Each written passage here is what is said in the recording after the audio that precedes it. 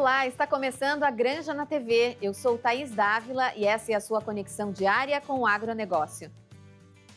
Nos últimos dias, os incêndios que atingem a Califórnia já deixaram dezenas de mortos e desabrigados. Fala-se muito sobre os danos nas áreas urbanas, notadamente em Los Angeles, mas os incêndios também afetam o setor agropecuário. A Califórnia é um dos principais estados produtores dos Estados Unidos, sendo responsável por 13% da produção do país e líder norte-americano em laticínios. Além da destruição causada diretamente nas plantações, a fumaça e as cinzas podem contaminar as colheitas. Entre os setores mais afetados está o cultivo de frutas como uvas, amêndoas e citros.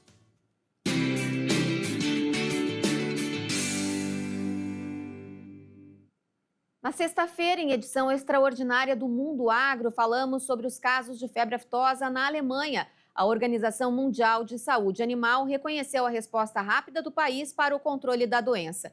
No entanto, o surto desperta novamente o alerta para os cuidados na prevenção. Eu converso agora com Graziane Rigon, fiscal estadual agropecuária e coordenadora do Programa de Vigilância para a Febre Aftosa da Secretaria da Agricultura e Pecuária do Rio Grande do Sul. Tudo bem, Graziane? Tudo bem, Thaís. Essa notícia aí da aftosa na Alemanha, atingindo búfalos, traz alguma preocupação imediata? O que é preciso dizer para o produtor gaúcho nesse momento? Na verdade, essa ocorrência da doença na Alemanha mostra, né, Thaís, como nós temos que seguir alertas com essa doença. Apesar de não acontecer aqui no Brasil há tanto tempo, nós estarmos há muito tempo distante dela, isso aí mostra justamente o que a gente vem falando, que nós não podemos baixar a guarda, né? Veja aí, a Alemanha já estava desde 1988 sem a ocorrência da doença, e agora ela volta, então, né, a aparecer. E os cuidados que nós temos que ter, principalmente agora, seriam com aqueles que viajam, né, que vão ao exterior. Então, muito cuidado e evitar principalmente a questão de trazer produtos de origem animal que possam carrear a doença, especialmente questão, por exemplo, de embutidos, laticínios, que podem não ter um tratamento térmico adequado, né? Então, tudo que for ilegal, né, que inclusive os aeroportos mostram muitas notificações, né, pedindo que o pessoal não leve, evite agora também de trazer qualquer coisa que possa carregar o vírus, né? Essa questão do público em geral é importante também o entendimento disso. O Ministério da Agricultura, junto aí aos aeroportos, vem fazendo um trabalho já desde das ocorrências de peste suína africana, de alerta sobre trazer produtos de origem animal, né, nas bagagens. E agora esse alerta certamente será reforçado, né, Grazi? Com certeza, já é um trabalho que o Vigiagro faz, né? É um trabalho do dia a dia aí do Vigiagro, essas fiscalizações dos viajantes, e com certeza agora vai ter isso aí reforçado, principalmente para quem vem da União Europeia. Até o momento a gente sabe da ocorrência dessa doença ali na União Europeia, especificamente numa determinada região da Alemanha, né, bem próximo a Berlim, e até o momento as notícias são de que o foco, por enquanto, está realmente naquela região ali, né? Não foi diagnosticado nada além do que a propriedade que nós tivemos a informação na sexta-feira. Isso traz um alerta do ponto de vista do produtor brasileiro e gaúcho em especial sobre as medidas de biosseguridade, né? Porque isso não deve nunca ser, você falou aí sobre manter-se alerta, mas essa prática aí de cuidar o acesso de pessoas, isso precisa ser redobrado em um caso como esse, apesar de estar tão longe? Como é que é a sua avaliação? A questão da biosseguridade é uma coisa que a gente vem trabalhando forte nas nossas ações de vigilância à febre aftosa. Inclusive, durante as visitas que nós temos realizado, a gente faz um trabalho de educação sanitária voltado para a questão da biosseguridade da propriedade, né?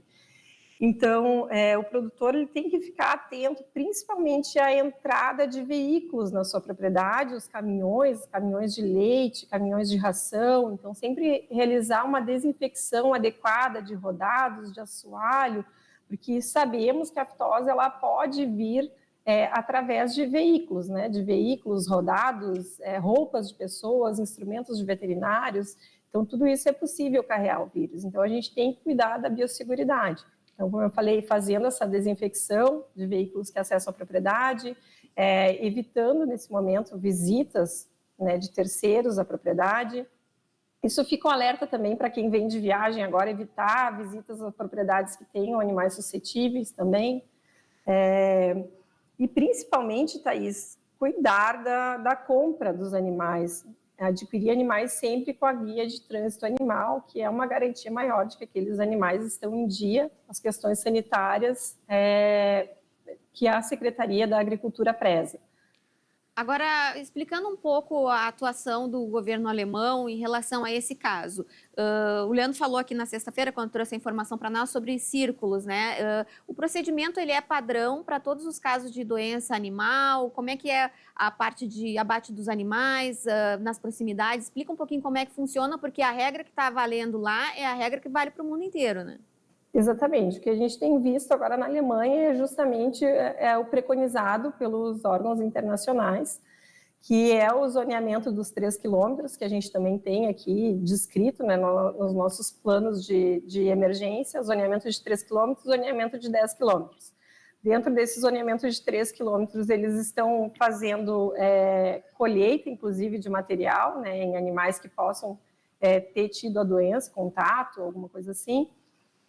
E também restringiram a movimentações de animais dentro do estado, né, onde ocorreu a doença. Então, todo o estado inicialmente estava restrito à movimentação de animais por 72 horas, hoje eu vi que já aumentaram mais 3 dias essa restrição de movimentação. Também foi cancelado feiras, né, no local, no estado, feiras com aglomeração de animais, eles fecharam também temporariamente os zoológicos, né, para preservar a vida selvagem. Então, os cuidados que eles estão tomando são aqueles que a gente conhece, que a gente trabalha realmente com a febre aftosa. No local também os animais foram sacrificados, né, os animais da propriedade. Essa propriedade, o dono, ele tinha outra propriedade também, os animais da outra propriedade foram sacrificados também para evitar uma possível disseminação. E qualquer animal da volta que tiver alguma suspeita, certamente também irá a sacrifício, né, como já foi falado também pelas autoridades alemãs. E vocês têm uma ideia aí de agilidade na comunicação? Porque a gente sempre fala, já conversamos com você aqui no programa, né, Graziane, sobre a importância da agilidade na comunicação dessas suspeitas. Você sabe, está acompanhando aí como é que foi esse caso lá na Alemanha? Então, Thaís, aparentemente a gente tende a acreditar que essa suspeita tenha ocorrido rapidamente, tendo em vista que até o momento, hoje já é segunda, né, a ocorrência foi notificada na sexta, o positivo, né, e até o momento eles ainda não encontraram nenhum outro ponto de foco. Então, provavelmente tenha ocorrido de forma bem rápida. A gente fica com algumas dúvidas, ainda não se sabe de onde veio o vírus, né, não tem isso ainda não foi postado nada em relação ao assunto, então a ocorrência, a fonte da ocorrência é desconhecida, né? Se sabe que é um sorotipo circulante na região da Ásia e do Oriente Médio, né? É um sorotipo esperado ali naquela região, mas nos faltam informações adicionais, né? Como esse vírus entrou num local há tanto tempo sem a ocorrência da doença, como eu falei, desde 1988, né? Bem no interior ali também da região da Alemanha, e né, bem próximo também à cidade de Berlim, né? Certamente uma cidade que tem muitos turistas, né? Então fica sim, esse ponto de interrogação, né, de como que a doença entrou num local há tanto tempo sem circulação viral. E é importante acompanhar o que vem sendo feito, né? Porque é um caso de um país que é um grande produtor, por exemplo, de suínos na Europa. Então, é importante acompanhar tudo que está sendo feito, inclusive os erros que estão sendo cometidos lá, né, para saber o que fazer, como colocar isso em prática em caso de uma emergência sanitária. Com certeza, né? E como eu disse, essa ocorrência é uma lição, serve de lição para a gente, que não podemos baixar a guarda, né, Thaís? Não é porque a gente está sem circulação viral que a gente pode descansar, né? A gente precisa manter sempre a vigilância no campo, o produtor está sempre atento, e isso também mostra como é importante a rapidez, né? Porque quanto antes a gente age, mais cedo a gente consegue debelar o foco, menores são os impactos também. Então, o produtor ele precisa ficar atento à sintomatologia, né, que são animais com feridas na boca, nos cascos, nos tetos também, febre, principalmente nos primeiros dias ali da doença, febre alta. Então, uma vez que o produtor note alguma sintomatologia compatível, ele precisa notificar a Secretaria da Agricultura, através das suas inspetorias, ou também nós temos disponível um telefone, né, que fica a semana inteira disponível para notificação, que é o 51 984 45 2033. Então, e é isso, né, é urgência. Quando a gente tem essa doença, realmente a gente tem que agir rápido. Quanto mais rápido a gente age, antes a gente termina com ela, menores são os prejuízos. E sempre melhor prevenir do que remediar, né? Porque a gente está vendo aí que o caso pode acontecer, é importante sempre prevenir, né, Graziane? Exatamente. Então, focar nessa questão de não trazer produtos de origem animal de fora do estado, de fora do país, né? Muito cuidado com a questão de transporte ilegal de produtos de origem animal, porque realmente é um perigo, é uma fonte de contaminação. E compra de animais sempre com a guia de trânsito animal. Tá certo. Obrigada, Graziane Rigon, da Secretaria da Agricultura, pelos esclarecimentos. Sucesso no trabalho aí da Secretaria na área da aftosa. Muito obrigada pelo espaço, Thaís. Obrigada, até a próxima. A Granja na TV faz um rápido intervalo, em seguidinha a gente volta com outras informações. Até já.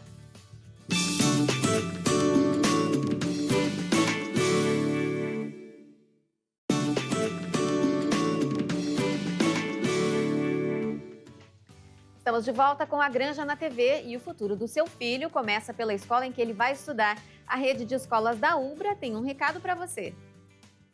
Matrículas abertas na rede de escolas da UBRA. Aqui seu filho vive um mundo de novas possibilidades a cada dia. Faça parte de uma comunidade com experiências de ensino com humanidade para além do ambiente escolar.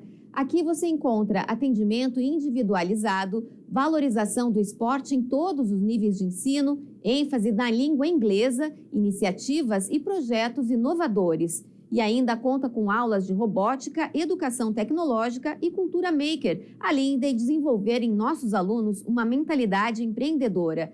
Tudo isso com preparação para vestibulares e Enem inserida no dia a dia, durante toda a jornada do aluno. Acesse ubra.br/escolas e agende sua visita agora mesmo.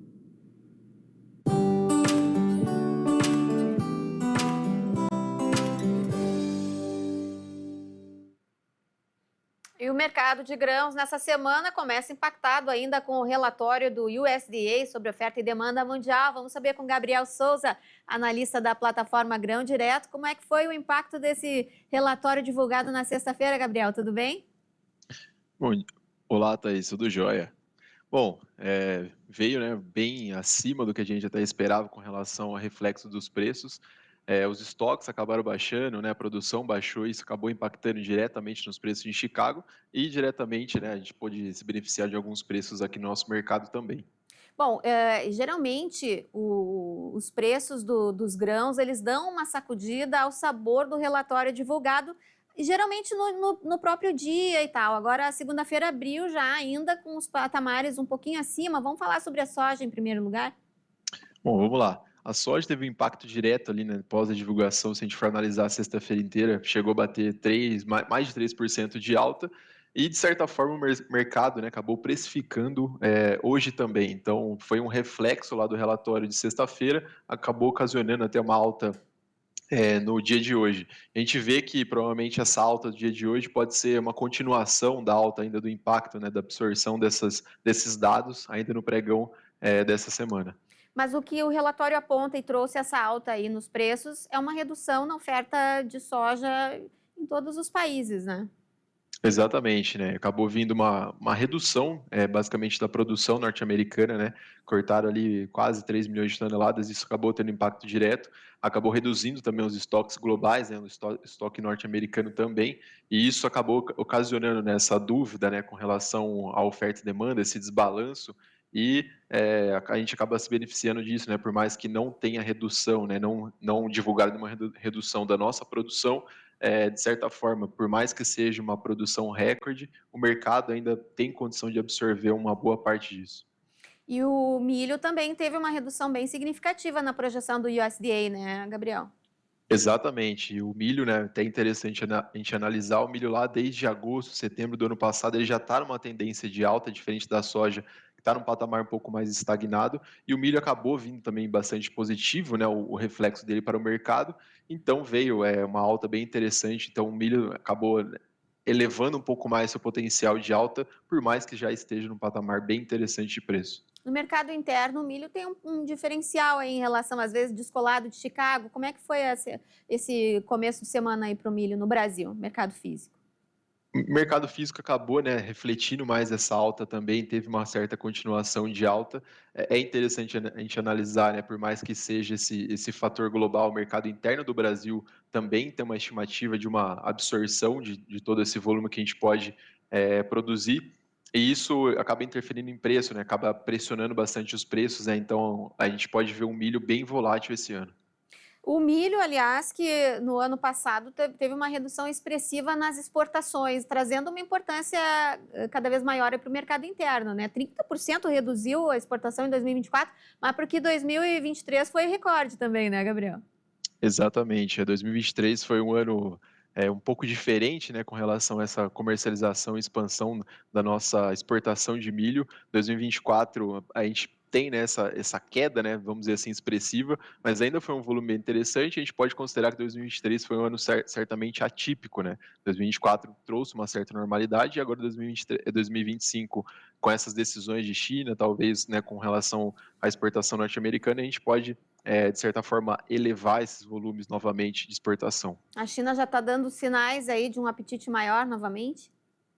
A gente tem uma certa esperança, né, que olhem com outros olhos para o nosso commodity aqui, com relação a esse certo desgaste que vem sendo ocasionado com relação aos Estados Unidos. É claro, né, a gente não é tão competitivo no mercado de milho, porque os Estados Unidos produz muito, né, produz expressivamente essa commodity lá, mas nosso mercado interno acaba absorvendo também, e isso acaba apertando muito mais essa questão de milho exportação. Pode beneficiar com relação a preço, isso daí no final das contas, mas é um episódio que a gente vai ter que acompanhar dia após dia no que vai acontecer, né? Quando a China realmente, né, se acontecer isso, né, dela olhar contra os olhos para o Brasil e acabar elevando esse volume de exportação, vai acabar competindo com o nosso mercado interno, que está bem aquecido, e a gente pode ver um milho um pouco mais volátil, né, como eu comentei, mas numa certa direção de alta. Vamos esperar o Trump assumir, então, para saber melhor um pouco como é que vai ser essa relação, né, Gabriel? Esse mercado a gente tem que acompanhar diariamente as notícias, pouco a pouco, então é muita coisa, né? A gente está só começando o ano e tende a ser um ano, vamos dizer assim, né, um respiro para o agronegócio brasileiro. Que bom. Bom, falar em respiro, voltando um pouquinho à soja, já começa alguma colheita no Mato Grosso, né? Exatamente, algumas regiões pontuais já começam a colher, né? Tem até produtores ali do estado de São Paulo que acabaram plantando uma soja irrigada também, já está começando a pontuar algumas colheitas, né? Está vindo uma expectativa muito boa, eu acho que pode ser muito positivo com relação ao volume e vamos esperar que o produtor consiga uma margem boa. O que a gente precisa ficar atento essa semana? Alguma divulgação de número? O que a gente precisa acompanhar? A gente tem Conab essa semana, no levantamento da Conab de grãos, se não me engano é amanhã, acho que é isso mesmo.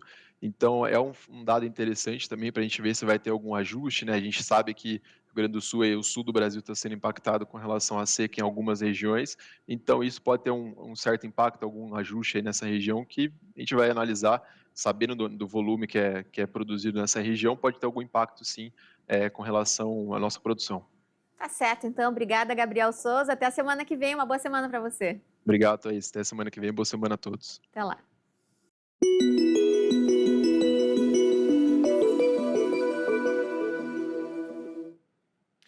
Produtor rural do Rio Grande do Sul muito preocupado com as condições climáticas. Tivemos uma semana seca e a temperatura em elevação. Vamos conversar com o João Castro, diretor da Ignitia Weather para a América Latina. Tudo bem, João? Olá, Thaís. Tudo bem? Como vai? O que a gente pode dizer para o produtor rural gaúcho aí apavorado, uma semana seca, conforme você disse que viria pela frente, mas agora temos também a elevação das temperaturas? Pois é, Thaís. A gente está com esse cenário aí de tempo mais seco, né? E fomos aí, vamos dizer, não surpreendidos, né? Mas uma notícia ruim, digamos assim. Os modelos, eles detectaram essa elevação das temperaturas. Isso tudo tá como origem uma massa de ar quente que ela está no centro dela, né? Ela pega ali o norte da Argentina e no Paraguai. Lá a temperatura está elevadíssima, perto de 40 graus. Né? E só que aí reflete também, acaba pegando ali o Rio Grande do Sul, né? Começa ali as áreas onde são esperadas temperaturas mais elevadas, obviamente, são as regiões mais próximas desse centro, né? Mais próximas do norte da Argentina, ou seja, no noroeste gaúcho. No noroeste a gente deve experimentar aí ao longo da semana temperaturas aí que podem, né, em alguns pontos, em alguns momentos do dia chegar perto de 35 graus. Isso aí deve acontecer ao longo da semana toda, porque essa grande bolha de ar quente, ela meio que move lentamente assim para o lado, né?